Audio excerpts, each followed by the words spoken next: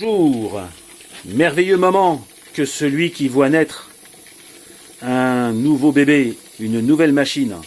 En fait, Max a eu la gentillesse de me démonter, de me restaurer intégralement le Stewart D10 de ma chaloupe Moon.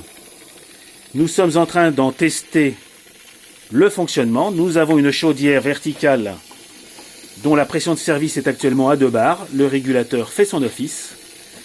Et Max utilise, sans se brûler je l'espère, les purges, comme vous le voyez, pour faire chauffer la machine et lui permettre de démarrer.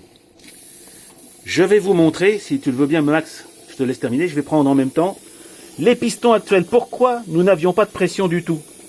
Eh bien c'est simple, cette machine était équipée de pistons, comme vous le voyez ici, en laiton, dans lequel le fabricant avait mis 4 gorges ou 3 gorges. Ces petites gorges étant censées se remplir de vapeur pour assurer l'étanchéité. Pas de chance, le laiton contre la fonte s'use énormément, ce qui explique que la machine n'avait, quand je l'ai essayé, plus aucune pression. Et voilà. Et là, vous avez entendu les premiers ronronnements de la machine. Bah vas-y quand tu veux. Hein. Là, c'était tout doucement. Voilà, c'est parti.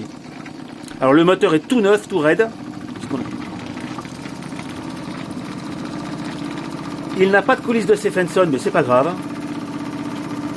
Aucun bruit. Vous entendez à part les vibrations, mais aucun claquement.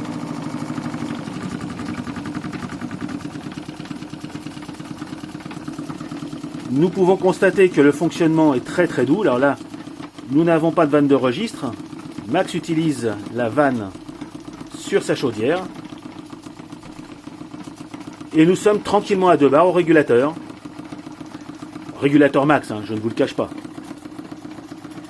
Donc vous voyez que la pompe fait son office. Mes prochains essais consisteront à valider que cette pompe me permet de remplir la chaudière Babcock quasiment, je dis bien quasiment aussi vite que le D10 ne consomme la vapeur.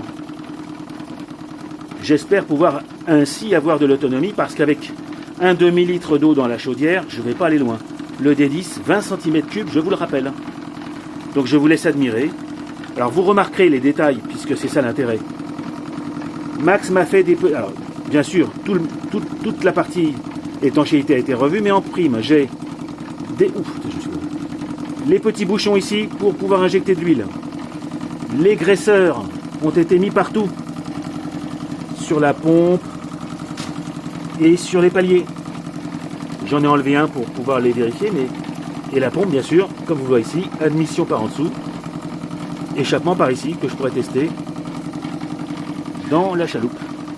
Est-ce qu'on peut essayer de le faire aller un petit peu plus vite? Je vais le tenir avec toi.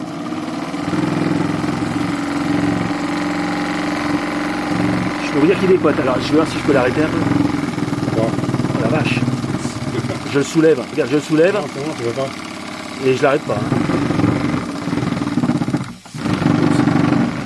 Je me suis bloqué le doigt.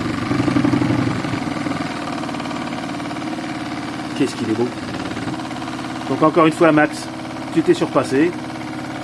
Et c'est toujours un plaisir que de challenger tes compétences pour obtenir des résultats aussi sympathiques. Voilà. Donc je termine encore une fois par un merci Max. Et je vous laisse quelques secondes de silence. Écoutez cette machine à tous ses régimes.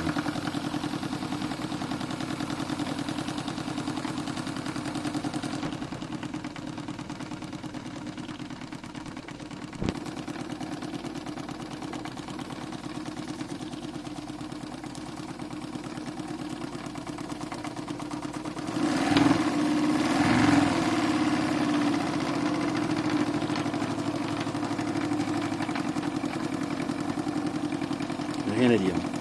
Donc pour l'arrêter, en fait juste avant de l'arrêter, j'ouvre les purges, c'est ça l'idée? Non, pas besoin?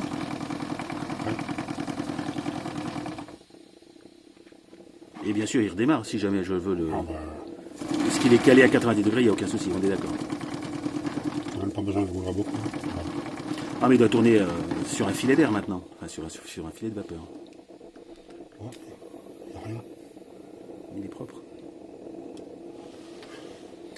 Voilà les amis, n'est-ce pas un beau bébé? La prochaine vidéo sera le test de cette machine branchée à la Babcock et à la pompe. Au revoir les amis.